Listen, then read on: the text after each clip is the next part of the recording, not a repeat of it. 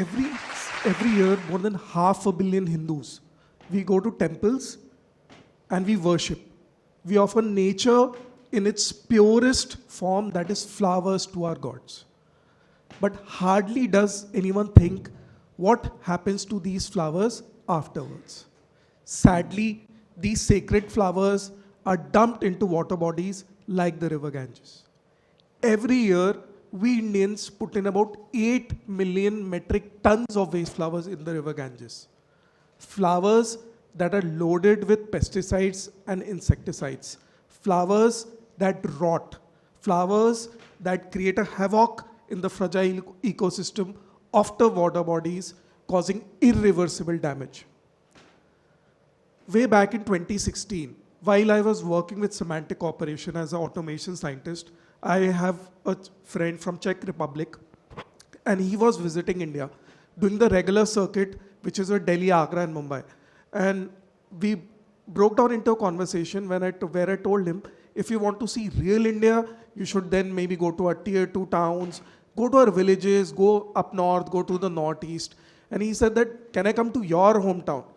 I said, sure. And my hometown happens to be Kanpur, Uttar Pradesh. And in Kanpur, there are not many places that you can take someone to visit. So I took my friend to the ghats of river Ganges at Bithur. And we saw this. This is a picture that we had taken that day. Kuba and I sat upon this ghat for about an hour. And he started counting. Luckily, unluckily, that day it was Makar Sankranti. So Makar Sankranti is the festival where it's summer solstice, where farmers take a dip in the river Ganges to thank for the harvest. And he started counting. He counted around 147 people, including women, small children, taking a dip in the river Ganges. Some people were even doing Surya Namaskars, filling water bottles, filling canisters, and even drinking it. The water was so dirty that we didn't even dare touch it. He asked me, why are these people even doing this? They'll get cancer. I told him, see, you wouldn't understand. This is river Ganges. This is the lifeline of our country. And this is not a river. This is a goddess. You try this water and all your sins will be removed and it will even purify you. We were just debating about this, and he said that if this river is so revered, why is it so dirty? And there were innumerous reasons. There was fecal sludge, refuse from tanneries, open defecation. At that point of time, everything used to get into the river Ganges. And he said, why, out of the blue, he said, why don't you do something about this? I said, are you mad? This is not Europe. This is Kanpur. This is India. And this is not like easily saying, do something about it, I can do something about it. And he said, why don't you really do something about it? And I said, even if I want to, there is no starting point. And the moment I said this, a nearby temple dumped a temper full of flowers in the water. And what happened was, all the pesticides, chemical oils that were there in the flowers, they leached onto the surface of water and light started refracting. And I was amazed because I've seen my parents, my grandparents, everyone tends to leave their temple waste either in the river or you tend to leave it under the banyan tree in the temple compound. No one has ever thought of flowers as a source of pollution. We went back home. I did a simple Google search, temple waste in India. Not a single query fired back, not a single search result. Then my next query was number of temples in India. Again, there was no proper census data on it. Next morning, I called up NMCG, which is the body responsible for cleaning the river Ganges. And they said कि बेटा हमारे पास और ज़्यादा ज़रूरी काम है आप phone रखो. And then I thought, why can't I solve this? So I decided, quit my job, came back to Kanpur, invested the 72,000 rupees I had, and started going to business plan competitions. I've gone to every business plan competition possible on this planet to like somehow raise funds and everything. Finally, in 2017, we were able to register this company called Kanpur Flowercycling Private Limited, and we launched our first product. We made incenses out of flowers. So incense or agarbatti, normally an incense in the country is made from charcoal. So the idea is very simple. Can we replace this charcoal from flowers? We launched our first product in 2017, And people actually laughed at us because our price points were almost 16 times of what the normal incenses were available in the market at that point of time. And we didn't have deep pockets. We didn't know how to sell anything. It was just me with a passion ki I just want to do something in this field. Cut to today, we sell about 138 packs every single minute across India. And we put a lot of science in incenses. On the screen, what you see is test reports that every single pack of incense or every single incense made at Phool does not have any carbon content or does not have any sulfur content. Now, the incense category in the country is about $6.2 billion. We've been able to ignite this jaded category, and by offering incenses as a home fragrance alternative rather than using it just for your puja beliefs. We've expanded fast into the category and launched several, sorry. We've expanded fast into the category, launched several other cross-section products, and from Bollywood A-listers to most of the Gen Z, they are our clients today. I'll quickly walk you through what happens at Phool every single day. When I started, I used to collect flowers on my Activa, about 5 kgs per day, way back in 2016. Today, as I speak, we collect flowers from 5 cities in India, about 33 metric tons every single day. So these flowers are firstly brought to our facility. We have facilities in Kanpur, Ayodhya, Banaras, Badrinath, Kedarnath, and Bodh Gaya. These flowers are brought to our facility every single day, where firstly all the paper, pattar, plastic, milk packets, thread, everything is weeded out. Then these flowers are sprayed with our own bioculum, organic bioculum, to offset any organophosphate or any metallic residues or pesticides that are there. Then these flowers are very thoroughly cleaned, then to be sun-dried, to be finally converted into incense or the next products that I'll show you. So now, on the screen, what you see is thermocol. Thermocol or styrofoam is the world's 5th biggest pollutant. As of now, mankind does not know a way to recycle thermocol. You have to either burn it or you have to either put it into the ground where it stays for at least 1,000 years. The worst part is that 91% of styrofoam or thermocol is single use. By single use, it means, let's say you order a refrigerator or a television set, it will come packed in a thermocol styrofoam packaging. You'll keep the appliance, but you'll throw the thermocol. Now, even worse, this styrofoam is made from the petroleum hydrocarbons, which even the process of making it is very carcinogenic.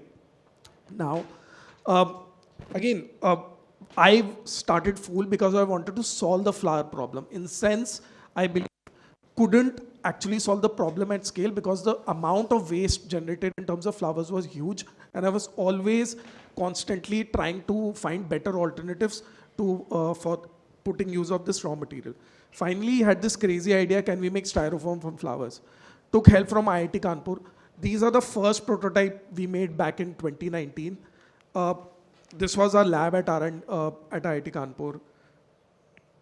Happy to share that today we've been able to make an alternative for styrofoam from fresh flowers and from waste flowers. And on the screen, what you see on the right is our material which we call Florafoam. This is a protective packaging for a ceiling fan motor.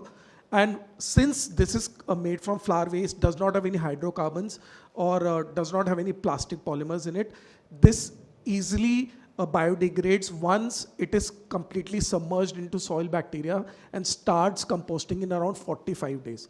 We are currently supplying to 2 of India's biggest appliance manufacturers and scaling fast. And now what you see on the screen, I know this slide is very gross, no one wants to look at it, but this is the harsh reality of the leather industry, which our city is infamous for. And if you think of the leather industry is deeply coupled with the livestock industry. And together, these 2 industries consume around 27% of Earth's fresh water supply. Around 24% of Earth's green landmass goes to these 2 industries. And in return, they give the highest methane emissions possible. So while making our material Florafoam, we were able to like get some breakthroughs in science, and we felt that if we are able to further fine-tune the materials, our material, we might also have an alternate for leather. Happy to share that we've built technologies to be able to convert temple waste into a material that behaves exactly like animal leather. It has zero plastic polymer, zero recycled leather, or zero rubber in it, completely lab grown, built in Kanpur. And while even we have got about 5 patents for it, granted patents for it. And for making this material, every single machine, everything has been built in-house. We call it a Taj Mahal. We have like invested about $7 million into it. Took us about 8 years. Now, like, think of a cow. It takes about 3 years for a cow to grow to its full size of hide. Then it is slaughtered to give you the meat and the leather. The worst part is that the leather, the skin from the ears or the tail, it's very brittle, it cannot be converted into leather. And it's discarded and very wasteful. We do the same thing in our lab, and we make a same size of hide in about 3 weeks. And the material is an engineered material. You can have any kind of 3D feature in it. You can have ostrich finish, buff finish, a snake finish, any kind of color of hide. And we got some funding from PVH, which is the holdco for Tom Hilfiger, Calvin Klein. Now, this is the same ghat that I had taken my friend way back in 2016. We ensured that not a single flower goes into the waters in the cities we operate in. And I'll quickly tell you about what's closest to my heart in what I do. So in India, there are about 1.6 million manual scavengers. So manual scavengers are people who jump neck deep into clogged sewers and scrape human feces from dry toilets. And it's a very big taboo. No one wants to talk about it. Every morning we go and poop, but no one actually thinks, where is your poop going? How does the sewage system work? And who's actually cleaning it? The sad part is, even in Kanpur, at least 40% of Kanpur does not have proper drainage or sewage system. So there are soak pits or dry pits where all the human excreta waste generated is collected, and someone needs to enter that septic tank and clean it manually. And in India, this work is being done by this population, this caste of people, which is going down centuries, and it's a very vicious cycle of birth. You cannot break that cycle.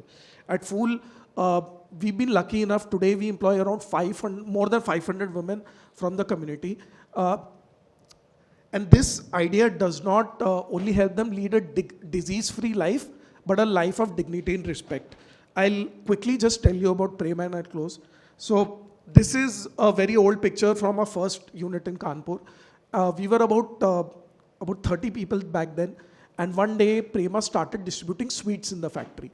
And I asked her, कि अम्मा आप पैसे क्यों बर्बाद कर रहे हो? क्या हो गया? क्यों इतनी मिठाई बांट रहे हो? And she said, today I'm very happy, even if I give half a laddu to everyone, but I'll distribute sweets. And then I asked her, like, what happened?